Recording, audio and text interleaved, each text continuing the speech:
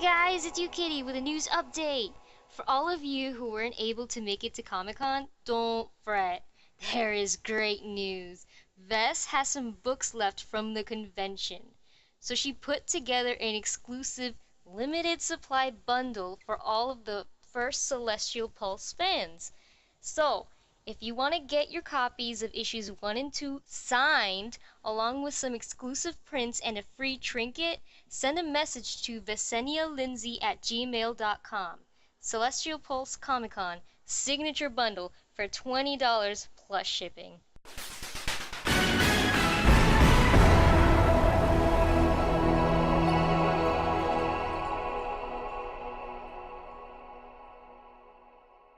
Hey guys, this is Vess, and today we got a new episode of Manga in the Making. So if you're here, you're trying to figure out how to make a good villain.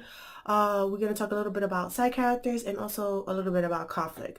So I'm going to basically reference a lot of stuff off of my own manga because there was a lot of developing in that process.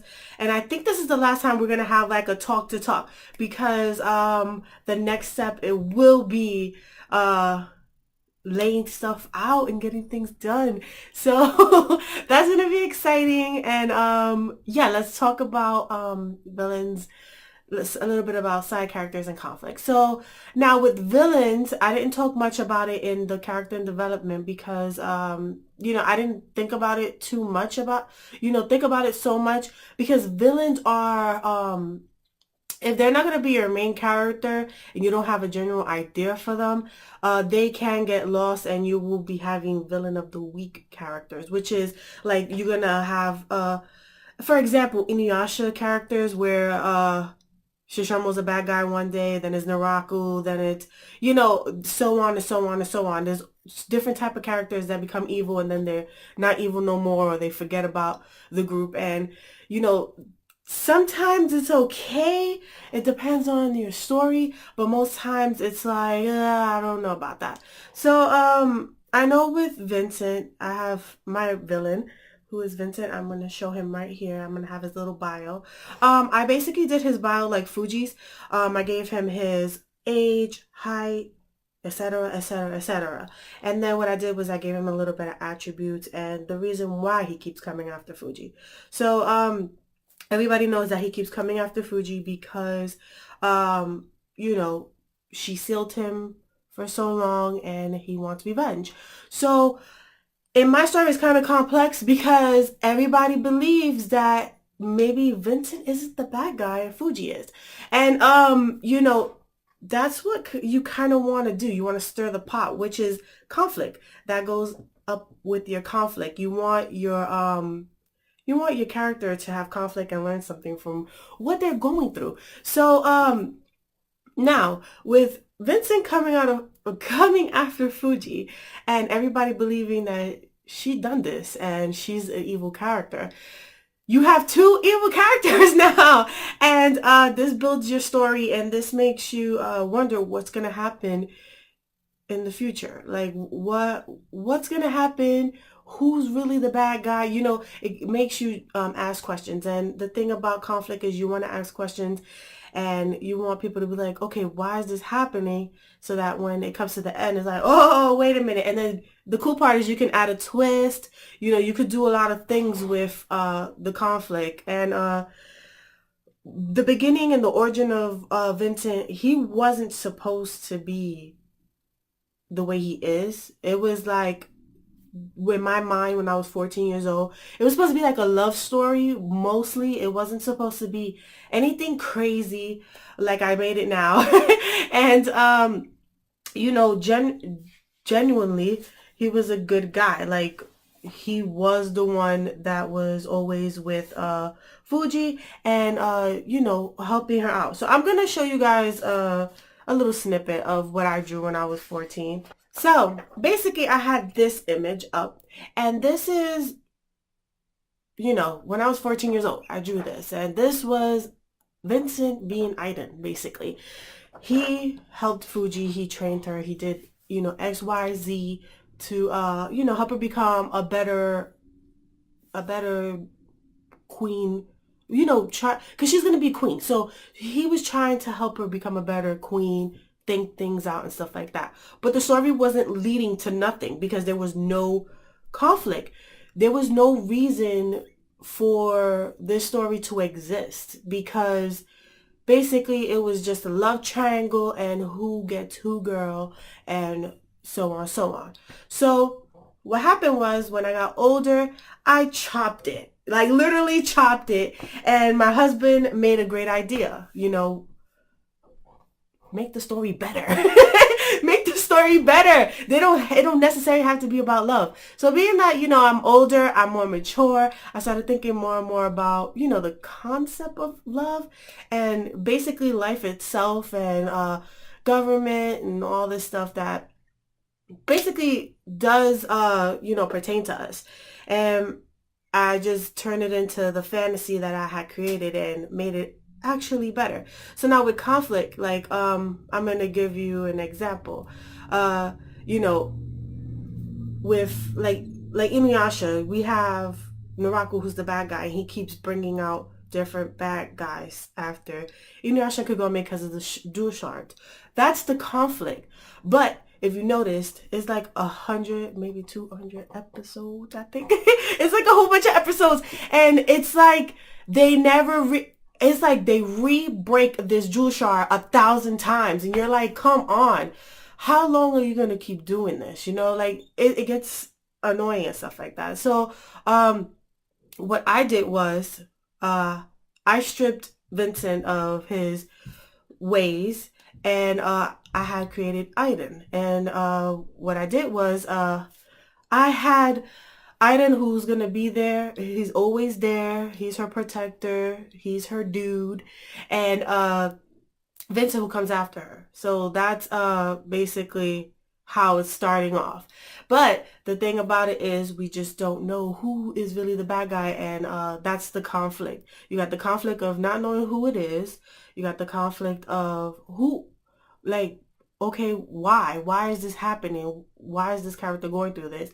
And then you have another thing, which is in the second chapter, and I don't want to spoil it too much, but you have little bits of clues.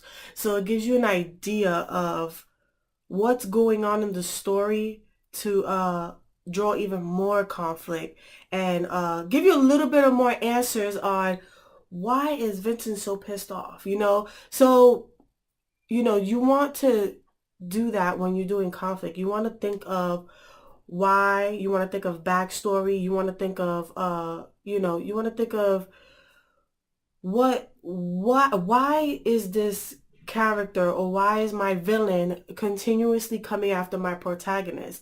What's the reason for that? Because there could, like for an example, there could be a villain that comes after the protagonist because they feel like if they keep being in their face and keep disrupting them, they can't make it to the goal. And that's the thing. You want your villain to disrupt the goal of the protagonist because you don't want to get there too quick. So you want them to keep trying to disrupt it. Yeah, you're gonna make it to your goal, but you just want them to disrupt it and figure out ways to disrupt it.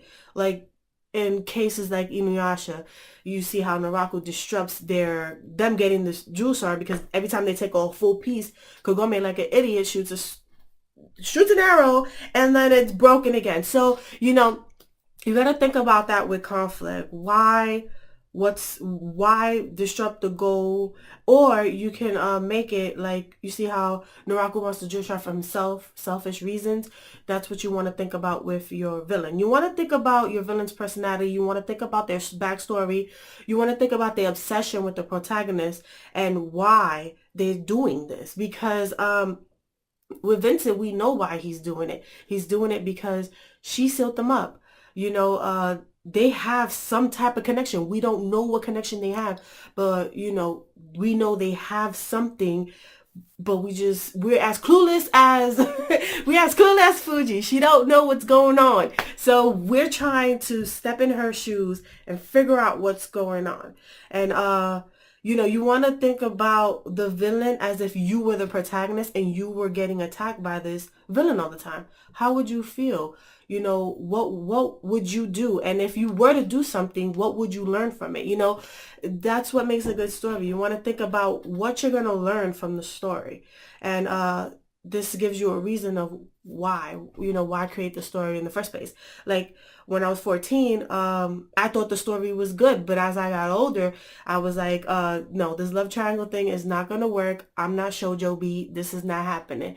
So I had to change up my story. I had to think about it with a more realistic mind, but have my fantasy, keep people intrigued and keep people interested and have my twists and turns. And, there's a lot to come with Celestial Pulse. Trust me, you guys are going to have a ride. But, yeah, you basically got to put yourself in a psychopath's mind and think of people. With side characters, I will say they would be like the brothers and sisters. I'm going to show a little picture. They're my side characters because they do help Fuji sometimes. And sometimes they can get in the way of things that she does. So I know the second oldest, which is Eva. If I have a picture, I'll show you guys. She actually is the second oldest, so she would talk to Fuji sometimes, and Fuji will bounce off ideas with her. So that's what a second, like a what do you call a background character would be like, someone who really isn't important, like really really part of the story. So I will consider them not too much important. They'll be like secondary important. Another one will be her grandmother, which I should show here, that she helps her with training. She helps her with thinking like a queen supposed to, and help her come out of her, her whatever she's going through. So that's the main idea for background or secondary characters. They're there to help the protagonist think and bounce ideas off of. And if they're not there for that, then you can have them in the background chilling, a little different from the character. Like I know from Battle Vixens, we have like one of these characters that he's very chill, laid back. He's really not he's really not into what's going on with the fighting, but then like when books and books later come, he turns out to be an evil guy. So, like you guys have to think about stuff like that and make your story very intriguing. And that's with the conflict, you can have that villain in the background. He's not worried about nothing, but all of a sudden he turns into a bad guy. And the only reason why is because he's like, hey, if these bad guys is, doing whatever and I could be better, I think better than them, I can go ahead and do this and rule. So, there's always selfish reasons or something the protagonist did that will make a villain go crazy. So that, that goes hand in hand. And the thing with the background characters, they could be, spies for the protagonist. They could scope out what's going on. They could get killed. There's a lot of stuff that can happen with background characters that really bring out the story because I know that in I know one of these animes that I watched that the protagonist did die, and the reason why, well, not the protagonist died, but the background character died, and it was, like, oh, I really like that character because the character was there, throughout the times and stuff like that. Like, you could think of, relating back to Inuyasha, Kagome's friends. She goes to school, she can't talk about the feudal area, but she does, explain about Inuyasha, how conflicted she is with that situation, and they do like bounce off ideas like, oh, why you with him then? You got to think about that with background characters. But background characters, you don't necessarily need a bio like we made for our regular characters. The most you will need for them is just the way they look, and then just who they are. That's about it. If you want to go into detail, you can. I know I did for a couple of characters that I have created because they are integrated in the story, but it's only because they do a certain job. So you have to think about that at times. Like I don't know, with me, I have to think detail, so I just draw them and do the details like I explained in um the other episode too. So you guys have to think about that type of stuff. Like if you're going to go ahead and make a background character that is going to bounce off ideas with your character and try to help them find their way, you have to make it a little bit more detailed. Like give them a reason. Like with the grandma, I already have her like bio thing here. And Mordecai, they have their age, what they do, their abilities. Sometimes I don't even put their abilities because I want it to be a secret. So you gotta think about that type of stuff and keep it in the back of your mind. If you're gonna do keep things a secret, keep the thrill in the back of your mind so that when you go ahead and you do it, your readers is like, what happened? Why is this character, is so great? You have to give, you can give a little bit to your readers, but you want to intrigue them, you want to pull them in. So that also goes in with conflict. Even us as writers and artists, us restricting, hey, you can't see this till I show it, pulling back information for the readers and then pulling it out when you want to, that's going to really bring people and draw them in, and that's what you want. You want to draw them in. So that's basically all I really have to say about villains, background characters, and conflict.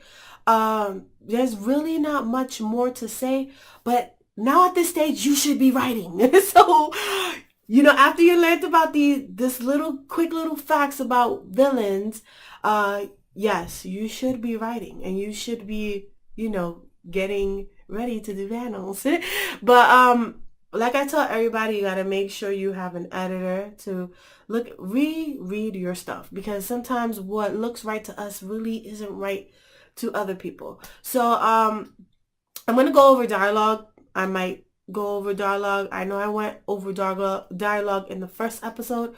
So I might show you guys a couple of scripts that I have for the side series of Celestial Pulse, so that because that one I really was gonna put out there for free, but being that I'm doing this Make It in the Manga, I don't want to spoil Celestial Pulse, so I'm gonna be using the mini series for these episodes. So I'm going to be doing panels, sketches, teach you guys that type of stuff, so that when you're ready to when you're doing the same thing and you're learning all this information and you start doing it, you can do it correctly. Because I'm taking all the information that I learned from Sexual Pulse, and I'm taking it and putting it into the miniseries. And the miniseries is going to be out for free. So you guys are going to get a little bit of taste of the background characters, actually, because the background characters are the ones that will be part of the miniseries, and we really will learn more about them. So yeah, that's what I'm going to do. So if you guys are interested, let me know in the comments below about that.